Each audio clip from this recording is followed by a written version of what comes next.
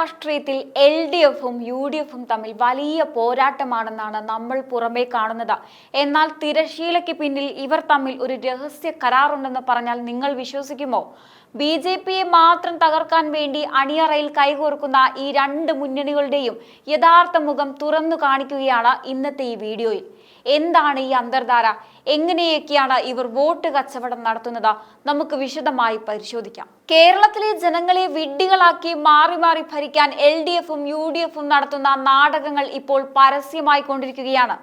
CPMുമായി തങ്ങൾക്കുള്ള രഹസ്യബന്ധം പുറത്താകുമോ എന്ന ഭയമാണ് കോൺഗ്രസ് നേതാക്കളെ കൊണ്ട് BJPക്കെതിരെ അടിസ്ഥാനരഹിതമായ ആരോപണങ്ങൾ ഉന്നയിപ്പിക്കുന്നത്. എന്നാൽ സത്യം അതല്ല. സ്വന്തം പ്രവർത്തകരെ കൊലപ്പെടുത്തിയ കമ്മ്യൂണിസ്റ്റ് പാർട്ടിയുമായി BJPക്ക് ഒരു കാലത്തും സഖ്യമുണ്ടാക്കാൻ കഴിയില്ല. എന്നാൽ കോൺഗ്രസും കമ്മ്യൂണിസ്റ്റും അങ്ങനെയല്ല. അവർ ഒരേ നാണയത്തിന്റെ രണ്ട് വശങ്ങളാണ്. ഇവരുടെ ഈ ബന്ധം ഇന്നോ ഇന്നലെയോ തുടങ്ങിയതല്ല എന്ന് മനസ്സിലാക്കാൻ നമ്മൾ 2004 ഒന്ന് കണ്ണോടിക്കണം. അന്ന് കേന്ദ്രത്തിൽ ഒന്നാം UPA സർക്കാരിനെ താങ്ങി നിർത്തിയത് ഇതേ CPM ആയിരുന്നു. ആ കാലഘട്ടത്തിലാണ് രാജ്യം കണ്ട ഏറ്റവും വലിയ അഴിമതികളിലായ 2G സ്പെക്ട്രം അഴിമതിയും കൽക്കരി അഴിമതിയും നടന്നത്.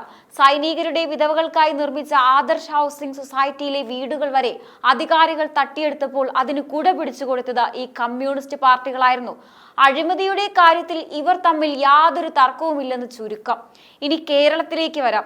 ഇവിടെ ഇവർ തമ്മിൽ പോരാട്ടമാണെന്ന് വരുത്തി തീർക്കുമ്പോഴും BJPയുടെ വളർച്ച തടയാൻ ഇവർ വോട്ട് കച്ചവടം നടത്താറുണ്ട്. 2021 നിയമസഭാ തിരഞ്ഞെടുപ്പിൽ നേമത്ത് BJPയുടെ അക്കൗണ്ട് പൂട്ടിക്കുമെന്ന് പ്രഖ്യാപിച്ചുകൊണ്ട് UDF വോട്ടുകൾ തന്ത്രപരമായി LDFന് മറച്ചു നൽകി. തിരുവനന്തപുരത്ത് ശശി തരൂരിനെ ജയിപ്പിക്കാൻ LDF മനഃപൂർവ്വം ഒരു ദുർബലനായ സ്ഥാനാർത്ഥിയാണ് രംഗത്തിറക്കിയത്. മഞ്ചേശ്വരത്ത് K സുരേന്ദ്രനെ തോൽപ്പിക്കാൻ ഇവർ നടത്തിയ അവിശുദ്ധ സഖ്യം ഓരോ BJP പ്രവർത്തകന്റെയും ഉള്ളിൽ മുറിവായി ഇപ്പോഴുമുണ്ട്. വയനാട്ടിലും രാഹുൽ ഗാന്ധിയെയും പ്രിയങ്ക ഗാന്ധിയെയും സഹായിക്കാൻ LDF സ്വീകരിച്ച മൃദു സമീപനം ഈ അവിശുദ്ധ കൂട്ടുകെട്ടിന്റെ തെളിവാണ്. ദേശീയ സുരക്ഷയെ ബാധിക്കുന്ന കാര്യങ്ങളിൽ BJPക്കെതിരെ ഇവർ ഒരേ പ്ലാറ്റ്ഫോമിലാണ് നിൽക്കുന്നത്. പൗരത്വ ഭേദഗതി നിയമത്തെയും NRCയെയും എതിർത്തും മുത്തലാഖ് നിയമത്തെയും ഏകീകൃത സിവിൽ കോഡിനെയും വിമർശിച്ചും ഇവർ വോട്ട് ബാങ്ക് രാഷ്ട്രീയം കളിക്കുകയായിരുന്നു. നമ്മൾ മറക്കാൻ പാടില്ലാത്ത ഒന്നാണ് ശബരിമലയിലെ വിശ്വാസ സംരക്ഷണത്തിനായി കേരളത്തിലെ ഭക്തജനങ്ങൾ തെരുവിലിറങ്ങിയ ആ നാളുകൾ. അന്ന് LDF സർക്കാർ സുപ്രീം കോടതി വിധിയുടെ മറവിൽ യുവതി പ്രവേശനം നടപ്പിലാക്കാൻ ആവേശം കാണിച്ചപ്പോൾ കോൺഗ്രസ് നേതൃത്വം നൽകുന്ന UDF എവിടെയായിരുന്നു? അവർ വെറും ഒരു മൗനം പാലിക്കുകയായിരുന്നു. എന്നാൽ BJPയാണ് അയ്യപ്പ ഭക്തർക്കൊപ്പം അവിടെ ലാത്തിയടിയും ജയിൽവാസവും ഏറ്റുവാങ്ങിയത്. എന്നാൽ വിശ്വാസികളെ വഞ്ചിക്കാൻ LDFനെ പരോക്ഷമായി സഹായിക്കുന്ന നിലപാടാണ് UDF സ്വീകരിച്ചത്. വിശ്വാസ സംരക്ഷണത്തിനായി ഒരു നിയമനിർമ്മാണം വേണമെന്ന് BJP ആവശ്യപ്പെട്ടപ്പോൾ നിയമസഭയിൽ അതിനെ പിന്തുണയ്ക്കാൻ പോലും തയ്യാറാകാതെ ഇവർ ഒളിച്ചോടി. ശബരിമലയിലെ ആചാരങ്ങൾ തകർക്കാൻ CPMന് വഴിയൊരുക്കി കൊടുത്തത് കോൺഗ്രസിന്റെ ഈ നിസ്സംഗതയാണ്. ഇത് വെറുമൊരു രാഷ്ട്രീയ നിലപാടല്ല, മറിച്ച് ഹിന്ദു വിശ്വാസങ്ങളെ തകർക്കാൻ ഇവർ അണിയറയിൽ കൈകോർത്തതിന്റെ തെളിവാണ്. ഇനി അയോധ്യയുടെ കാര്യം നോക്കൂ. 500 വർഷത്തെ കാത്തിരിപ്പിന് ശേഷം രാമക്ഷേത്രം യാഥാർത്ഥ്യമായപ്പോൾ ആ പുണ്യ മുഹൂർത്തത്തെ പോലും രാഷ്ട്രീയ ലാഭത്തിനായി ഇവർ ഉപയോഗിച്ചു. അയോധ്യയിലെ പ്രതിഷ്ഠാ ചടങ്ങിലേക്ക് ക്ഷണം ലഭിച്ചിട്ടും അത് നിരസിക്കാൻ CPMും കോൺഗ്രസും മത്സരിക്കുകയായിരുന്നു. ഇന്ത്യയുടെ സാംസ്കാരിക പൈതൃകത്തെ അംഗീകരിക്കാൻ ഇവർക്ക് മടിയാണ്. കാരണം ഇവരുടെ ലക്ഷ്യം പ്രീണന രാഷ്ട്രീയമാണ്. വോട്ട് ബാങ്ക് നിലനിർത്താൻ വേണ്ടി കോടിക്കണക്കിന് വരുന്ന രാമഭക്തരുടെ വികാരത്തെ മുറിപ്പെടുത്താൻ ഇവർക്ക് യാതൊരു മടിയുമില്ല. BJP മുന്നോട്ട് വെക്കുന്ന ദേശീയതയും സാംസ്കാരികതയും എതിർക്കാൻ ഇവർ ഒരേ പ്ലാറ്റ്ഫോമിൽ നിൽക്കുകയാണ്. അയോധ്യയുമായി ബന്ധപ്പെട്ട ഇരു മുന്നണികളും സ്വീകരിച്ച വിട്ടുനിൽക്കൽ നയം യഥാർത്ഥത്തിൽ ഭക്തരോടുള്ള വെല്ലുവിളി തന്നെയാണ്.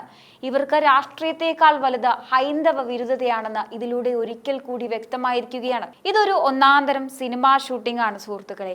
കേരളത്തിലെ ജനങ്ങൾ വിഡ്ഢികളാണെന്നാണ് ഇവരുടെ വിചാരം. BJPക്ക് വോട്ട് പോകാതിരിക്കാൻ വേണ്ടി മാത്രം നടത്തുന്ന ഒരു അഡ്ജസ്റ്റ്മെന്റ് സമരം. ഇതിനെയാണ് രാഷ്ട്രീയ പാപ്പരത്വം എന്ന് വിളിക്കേണ്ടത്. ദേശീയ തലത്തിൽ ഒന്നിച്ചു നിൽക്കുന്നവർ കേരളത്തിലെത്തുമ്പോൾ പരസ്പരം ചെളിവാരി എറിയുന്നത് വെറും ഷോ മാത്രമാണ്. ഈ ഇരട്ടത്താപ്പ് ജനങ്ങൾ തിരിച്ചറിയുന്നുണ്ട്. പക്ഷേ ഒരു കാര്യമുണ്ട്, ഈ അവിശുദ്ധ സഖ്യത്തിന്റെ അന്തർധാര പഴയതുപോലെ അത്ര സുഖമായി അങ്ങ് മുന്നോട്ട് പോകുമെന്ന് ആരും കരുതേണ്ട. കാരണം കേരളത്തിലെ പ്രബുദ്ധരായ ജനങ്ങൾ ഇവരുടെ ഈ ഇരട്ടത്താപ്പ് കണ്ടു തുടങ്ങിയിട്ടുണ്ട്. BJPയെ തോൽപ്പിക്കാൻ അണിയറയിൽ നടത്തുന്ന വോട്ട് കച്ചവടവും ഡൽഹിയിൽ കെട്ടിപ്പിടുത്തവും കേരളത്തിൽ തല്ലുപിടുത്തവും നടത്തുന്ന ഈ നാടകം ഇപ്പോൾ മലയാളിക്ക് മനസ്സിലായി കഴിഞ്ഞു. തങ്ങളുടെ കാലിനടിയിലെ മണ്ണ് ഒലിച്ചു പോകുന്നത് ഈ രണ്ട് മുന്നണികളും തിരിച്ചറിയുന്നുണ്ട്. അതുകൊണ്ടാണ് നമ്മളിപ്പോൾ ഇത് കാണുന്നത്. ഓരോ ദിവസവും ഓരോ പുതിയ കള്ളക്കളികളുമായി ഇവർ ജനങ്ങൾക്കിടയിലേക്ക് ഇറങ്ങുന്നതും ഇതുകൊണ്ടാണ്. ഇന്നൊരു വർഗീയ കാർഡ് ഇറക്കിയാൽ നാളെ ഒരു വ്യാജ ആരോപണവുമായി വരും. കേന്ദ്ര സർക്കാരിനെതിരെ ഇല്ലാത്ത കഥകൾ മെനഞ്ഞും വികസന പദ്ധതികളെ തടഞ്ഞും ജനങ്ങളെ തെറ്റിദ്ധരിപ്പിക്കാൻ ഇവർ കിണഞ്ഞു പരിശ്രമിക്കുകയാണ്. പാലക്കാട്ടെയും തൃശൂരിലെയും തിരുവനന്തപുരത്തെയും ഒക്കെ തിരഞ്ഞെടുപ്പ് ഫലങ്ങൾ കണ്ടപ്പോൾ ഇവർക്ക് മനസ്സിലായി, ഇനി ഈ അഡ്ജസ്റ്റ്മെന്റ് രാഷ്ട്രീയം അധികകാലം ചിലവാകില്ല എന്ന്. ജനങ്ങൾ സത്യം തിരിച്ചറിയുമ്പോൾ ഉണ്ടാകുന്ന ആ പേടി ഇവരെ കൊണ്ട് ഓരോ ദിവസവും ഓരോ അഭ്യാസങ്ങൾ ചെയ്യിപ്പിക്കുന്നത്. ഒരു വശത്ത് CPM വർഗീയത പറയുമ്പോൾ മറുഭാഗത്ത് കോൺഗ്രസ് അതിന് കുടപിടിച്ചു കൊടുക്കുന്നു.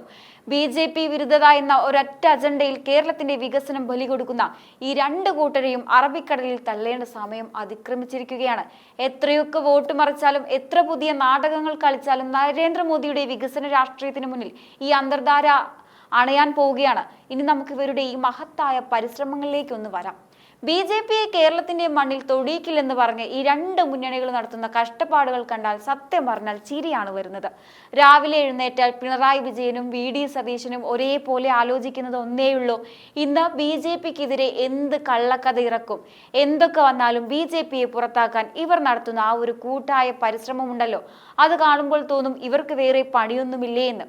ഡൽഹിയിൽ പോയാൽ രാഹുൽ ഗാന്ധിയുടെ കൈ പിടിച്ച് നമ്മൾ ഒന്നാണെന്ന് പാട്ടുപാടും.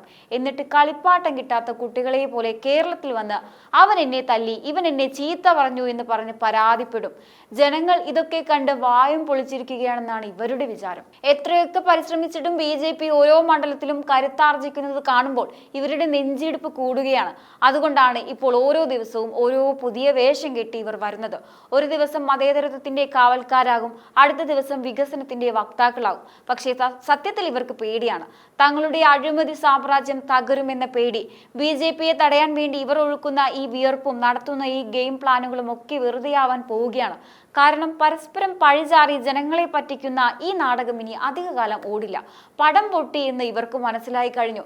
പക്ഷേ ഷോ നിർത്താൻ ഇവർക്ക് മടിയാണ്. BJPയെ തോൽപ്പിക്കാൻ ഇവർ കൈകോർക്കുമ്പോൾ യഥാർത്ഥത്തിൽ തോൽക്കുന്നത് കേരളത്തിലെ ജനങ്ങളുടെ വികസന സ്വപ്നങ്ങൾ തന്നെയാണ്. പക്ഷേ ജനങ്ങൾ ഇപ്പോൾ ഉണർന്നു കഴിഞ്ഞു. നിങ്ങളുടെ ഈ അഡ്ജസ്റ്റ്മെന്റ് രാഷ്ട്രീയം ഇനി ഇവിടെ നടക്കില്ല. കേരള രാഷ്ട്രീയത്തിൽ LDFും UDFും തമ്മിൽ നടക്കുന്നത് ഒരു ഗുസ്തി മത്സരമല്ല, മറിച്ച് മുൻകൂട്ടി നിശ്ചയിച്ച ഒരു ഫിക്സ്ഡ് മാച്ചാണ്. BJP എന്ന കരുത്തുറ്റ ശക്തിയെ കേരളത്തിന്റെ മണ്ണിൽ കാലുകുത്താൻ അനുവദിക്കില്ലെന്ന് ഇവർ വാശി പിടിക്കുന്നത് ജനങ്ങളോടുള്ള സ്നേഹം കൊണ്ടല്ല, മറിച്ച് തങ്ങളുടെ അഴിമതി കോട്ടകൾ തകരുമെന്ന ഭയം കൊണ്ടാണ്. ഇവർ എത്രയൊക്കെ ചാനലുകളിൽ വന്നിരുന്ന് പരസ്പരം പഴിചാരിയാലും അണിയറയിൽ ഇവർ കൈകോർക്കുന്നത് ഒരേ ലക്ഷ്യത്തിന് വേണ്ടിയാണ്. അത് തങ്ങളുടെ രാഷ്ട്രീയ നിലനിൽപ്പ് മാത്രമാണ്. ഓരോ തിരഞ്ഞെടുപ്പ് വരുമ്പോഴും പുതിയ വേഷം കെട്ടി പുതിയ നുണക്കഥകളുമായി ഇവർ നിങ്ങളുടെ മുന്നിലെത്തും. BJPയെ പുകച്ചു പുറത്താക്കാൻ ഇവർ നടത്തുന്ന ഈ സർക്കസ് പ്രകടനങ്ങളുണ്ടല്ലോ, അത് സത്യത്തിൽ മലയാളിയുടെ ബുദ്ധിയെ പരിഹസിക്കുന്നതിന് തുല്യമാണ്. എന്തായാലും ഈ ഒരു വിഷയത്തെക്കുറിച്ചുള്ള നിങ്ങളുടെ അഭിപ്രായങ്ങൾ കമന്റ് ബോക്സിൽ രേഖപ്പെടുത്തുക. മറ്റൊരു വിഷയവുമായി വീണ്ടും കാണാം. നന്ദി.